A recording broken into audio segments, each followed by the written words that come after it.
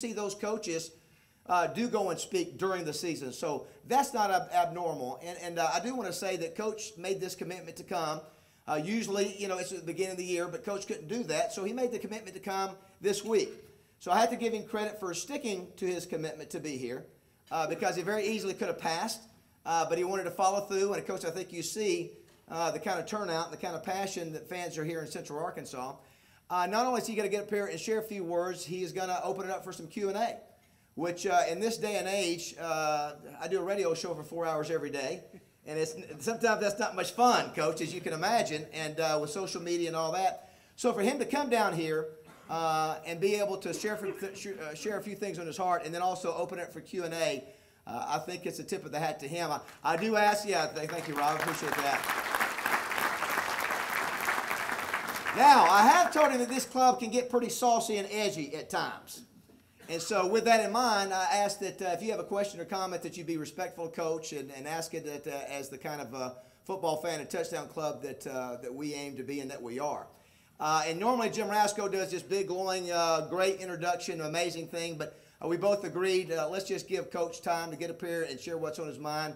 Ladies and gentlemen, let's give a Little Rock Touchdown Club welcome to John L. Smith.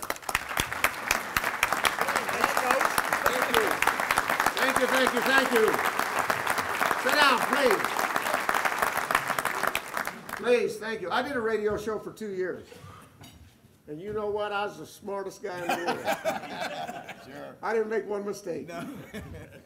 Every time I come to Little Rock, I become more and more amazed. I mean, just the passion that you people have down here and the support. Just look at this, a positive environment. I mean, my goodness, you're to be complimented. And understand that, when we came in and took this job early on, I made a statement that understand this is not a John L. Smith program. This is not a Bobby Petrino program. This is one program. This is our program. This is the state program. And I'm sticking by that, okay? So again, this is one program. One goal. Our goal is to win a national championship. Now, it doesn't look real good this year, and believe me, the record where it is, we're not satisfied with. You're not satisfied with it. You deserve better. As fans, you deserve better. You're invested more. Our players deserve better. We all are working our tail off to make sure that it is better. So understand that. We're in as much pain as everybody is out there. But all I can say is that I take responsibility for that. And I'm going to. And I'm also going to take responsibility for what we do in the future. And I do know this. When we came off that football field this last weekend, we met. We're all disappointed. But we were as positive as we have ever been as a football team. And there was nothing negative on the sideline. Our body language was positive. We believed and we fought till the very end. So I complimented our players on that. You believed, you fought, you battled, you battled, you battled. Bottom line, you have to play good enough to win. And the bottom line is we didn't play good enough to win. So I told them we are one program. Okay? We're not going to splinter. We're not going to point fingers. We're not going to stab somebody in the back. We are going to bind together. And we are going to come to work tomorrow. And we're going to take it one day at a time. And I know that's a cliche, yeah, but we are one day at a time. And we're going to battle and battle and battle and get better until we play good enough to win. And so that football team has taken that to heart. We came out yesterday. We ran. We worked hard. We watched the video. And that's the way we're going to approach it. But I'm asking you as fans, don't give up on those players. Don't give up on us. It's our program. It's a state of Alabama program. It's not one individuals program. Okay, so hang in there. We're all a part of it. Okay, so please don't give up on those guys, and please continue to show your support. Okay, I will say this too, and I don't know maybe who's going to be the head coach in a year. All right, but I want to assure you this: whoever that is, understand that every day we're going to go to work. Okay, just like today. Today's academic day. Those players are going to go to class and do what's right. They're going to go to their tutors. They're not going to be delinquent in any of those fashions. So we're going to do what we have to do academically, and we're going to go to work athletically. And the other thing is that we had a verbal list last weekend. As coaches, like I said, I don't know what the future holds, but whoever is there will have a recruiting board that they can work with, okay? And hopefully that recruiting board is completely full of commitments. So understand this, we take it very serious, very responsible, and that's the only thing we know as coaches, is that we're gonna go to work every day, we're gonna be responsible, we're gonna do the very best we can for this program, our program. And let me check my talking points. I think that's about all I wanted to do before I kind of open this up for questions. I know our football team is going to compete. You know, we've got competitors. They're going to go out, they're going to work hard. You saw what Tyler did last week. He came back off of injury and, you know, competed his tail off. So you have to pat him on the back, and everybody has to go to the field and continue to do those things. But just like I assure you, we're going to continue to battle, because that's all we know. Because like I told them, we have no other alternative. What is the other alternative? You know, we can point fingers, we can do things, we can take the coward's way out, we can quit. That's not an alternative. That's not, and they said that's not in our vocabulary. Quit is not in our vocabulary. So that's the only alternative we have, is we're going to come to work, we're going to battle, we're going to get better. Let me touch a little bit. I've already touched a little bit on our approach to the season. You know that we're going to work hard as we can, every day that we can. Okay? Talk a little bit about A&M. Awful good football team.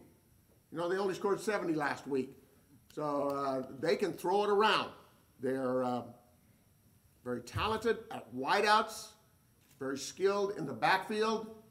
As I look at them, the quarterback is special. He can make things happen. He's a tremendous runner. Plus, he can throw the ball. They spread it around and they throw it. So offensively, they're very good. Defensively, as I look at them, you know, their strength is probably their front on defense. They sit in a four-man front. They will give you some 3 down at times, but that's their strength. And special teams wise, they're kind of they don't do a lot of special things. They're kind of vanilla there. They just do a you know, standard, very sound, well coached football team. So we have to do a good job in going down there. All I can say is that I'll open this up for some questions. But again, I want to, you know, please don't give up on our players, and hang in there, and okay, Coach, we're one. Yes. You accidentally said Alabama. You state of Alabama. You meant state of Arkansas. Oh. You misspoke. Just you. I did? Yeah. Sorry. Just, that's what everybody. You just sort of slip of the tongue. Where would that come from? I've never even heard of Alabama. Yeah. First question. Yes, Clint. Coach, we're all just fans. We appreciate Yes, sir. you coming here today. Help us understand some things better, and all of us see, maybe you don't share this opinion, some weaknesses there in offensive line and maybe secondary and linebacker. Right. Your opinion, is that more a recruiting issue where maybe some of the players we had weren't as good, or is that kids that just haven't learned to execute? Okay, I think it's a combination thereof, to be honest with you. You know, number one, it all comes down to recruiting. Recruiting is our lifeblood.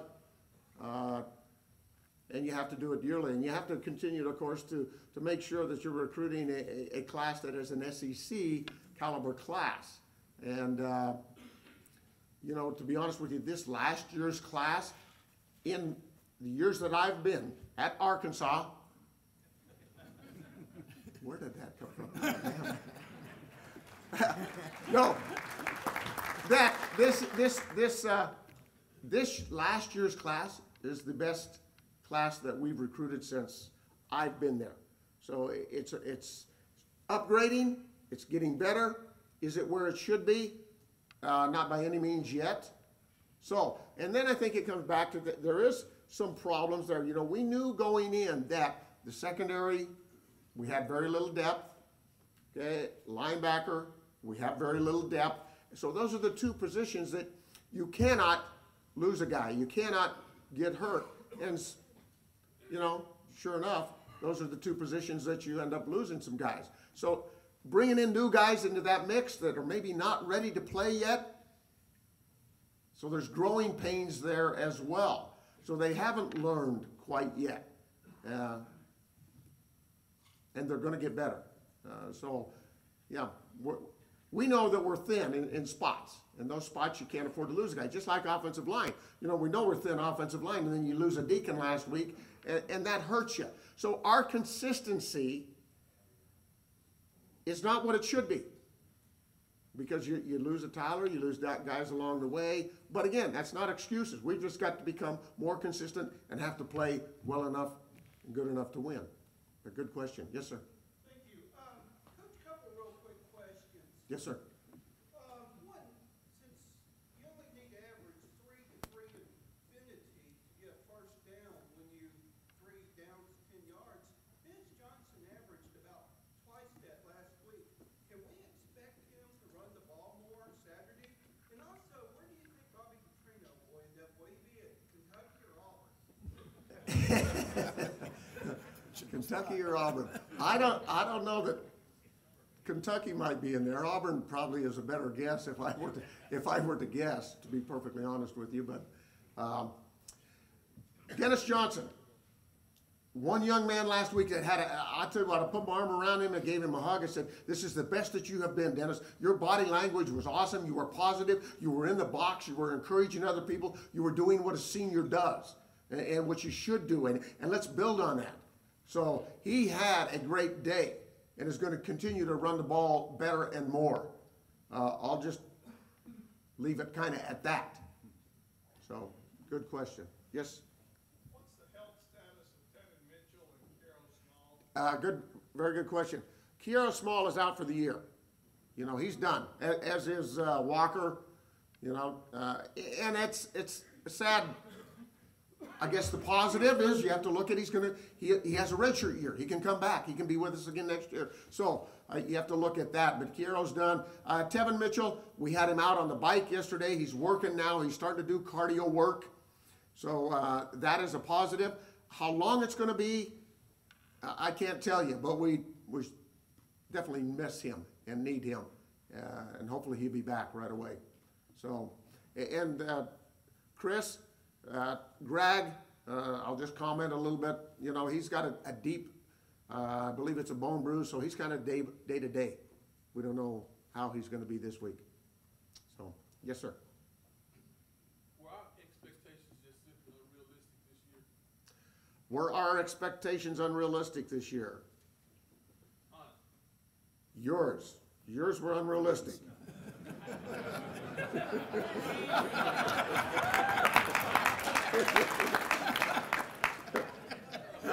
Other questions?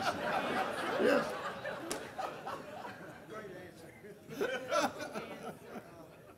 Before you got to Arkansas, where was your favorite place to coach? Before I got to Arkansas, my favorite place to coach, it really kind of has been wherever I have been. You know, and I'm a big believer, big time is where you're at. You know, I really believe that. And I know when I was at 1AA school, I loved it. The reason you get into coaching is for the young men. You know, to put your own, maybe make a difference in a young man's life. So I think you can do that wherever you are. So favorite as far as that goes, as long as you're doing that, It's favorite. Every day's a good day. Now, favorite place to live? Right now, my wife thinks Arkansas is not Alabama. Thinks Arkansas is the best place to live. She thinks, boy, wouldn't it be nice we retire here? This place is wonderful. The weather's great. But to be honest with you, to answer that question as far as just a physical place, I need a mountain high about once a year at least. So we love it here right now, but we love it everywhere we've been. How long have you been married? How long have we been married? Oh, God. Get it right. Get it right. Let me see, I have to get this right. Let me see, 40, I got married in 70, so that makes it 42 years. And God bless her, because coaches' wives are special, special, special people, and you coaches can agree with that. I mean, if they're not independent and they're not able to raise your family and your kids, and you look back someday and you say, gosh, I wasn't there for any of that. I was raising all these other kids. And that's kind of the way you are as a coach, but that's the life. So coaches' wives, God bless coaches' wives. Yes, sir. Yes, sir. Seems kind of obvious over 3 or 4 years, we can't cover anybody man-to-man. Why don't you try to play zone and turn them people around Well, where they know where the ball is?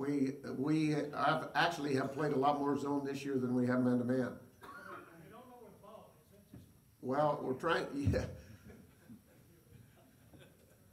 That is true, and then playing them close enough to make sure that we make a play has been a factor for us as well. Yeah, instead of just playing giveaway. Yes, sir. Coach, Yes, sir. what's the game plan for A&M? Hey, Giving away anything is top secret. without giving away anything, how can you ask that without giving away anything? Win. That's a game plan. That's the one. We're there till, as a staff last night until, 10, 11 o'clock, whatever the case, and win was definitely on our mind and is on the players' minds. But again, consistency is, we have to become more consistent, to be honest with you. And I think our players understand that. You just have to play well enough to win. You can go back, and again, you can take a look at this game, and I sound like a broken record. You can pick out a play here, a play there, a play here. If we make that play, we win the ball game. If we get the safety, we have 2 points, we have the ball back. Now we have a lot of things, but let's not pick any of that. Let's just look forward and say, let's go to the practice field tomorrow. And I'm a big believer, you get better, you get worse. And you don't stay the same in anything that you do. We have to go get better. And our kids are going to do that. They're going to battle. So, any other questions? Yes, sir. Who, besides the obvious, who are the leaders on the team, in your mind? Y'all get that? Who are the leaders on the team besides the obvious? Well, definitely Tyler is.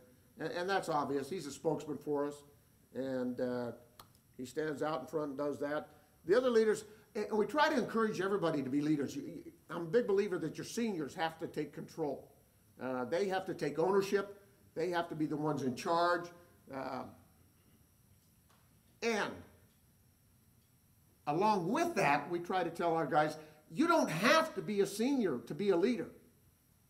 And we like to identify in each class who those guys are and kind of, if you hate the word pigeonhole, kind of push them, let's say, in that direction.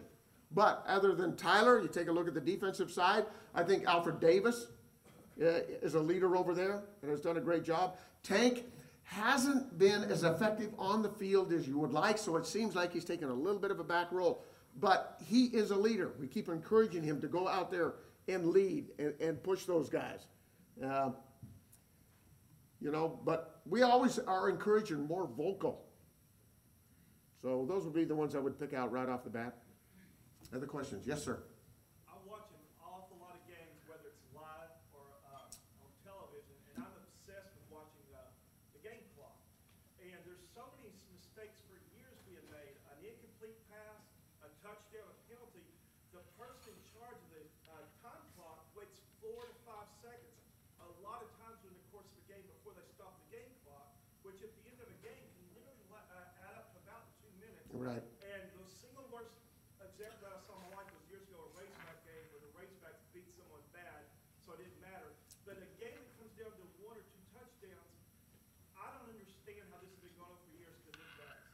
I think this, you know, and I don't want to make any false statements or anything, but there's always been a concern over the last few years about speeding the game up, you know, and getting it over with, and we go too many plays, and it's too long, and we got to get the fans out, and all of that.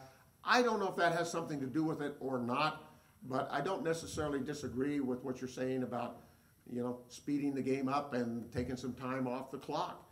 And I'm sure that does happen a little bit. I don't want the game to go slower. I wish somebody give me that job. Well, yeah, as an old coach, I'm old school, and I'm a big believer they mess too much with the rules as it is. Leave it the way it was, you know. But again, they've changed everything, and that's just part of the process. It's an evolution. It's a cyclical game. So, yes, sir. A couple weeks ago, I was at Warren, watching Warren Plastic Academy play. And 3 different times the receiver was trying to catch the ball. Defenseless. And Hunter Henry was one of the guys. They just Right. head knocked him out. Right. We had several players that game. Chris Gregg, he was catching the football. Right. Do you think that should have been unsportsmanlike conduct for hitting the defensive player in the helmet, or in this case, on the knee? Okay, as the rules state in the helmet, yes. A head-to-head, yes. And I thought we maybe should have had a head-to-head call at one point in that game, but you have to understand, nothing against the officials, but they were Big East. At least they weren't NFL. Do I think Chris Gregg, that should have been a penalty? No. No, that's, again, and that guy's gonna go low because he knows that he's probably a mismatch if he takes on Chris up high. So I guess as a little guy, you have to hit him low. But head-to-head, yeah, that's definitely a rule that they have to try to enforce and are doing a better job. Coach, let me ask a question. Yes, sir. Looking back now, the premise for your hiring, you know, obviously coming back in a difficult situation. Right. Was the 10-month arrangement, was that something that you feel, you know, might have somehow impeded you or has affected you at all this season in your ability to coach? You know, I don't think so, without a doubt. I really don't. I knew my charge, if I might say, in coming in here. Okay? To keep the offense going, keep the defense going, keep the coaches on board, keep the players on board, try to pull the ship together and make sure it sails right. So I knew that coming in. And that's the way it has been. And we're going to do everything right. So like I said, you know, I'm assuming I'm going to be here for my lifetime. And that's the way I approach every day. And we're going to do the academics right. We're going to do the athletics right. We're going to preach and coach as hard as we can. So I knew that coming in, and I don't think that had any effect. One follow-up on the expectation question too. Do you think in this day and age where we have, you know, radio shows and talk shows and nonstop and magazines, do you think that high expectation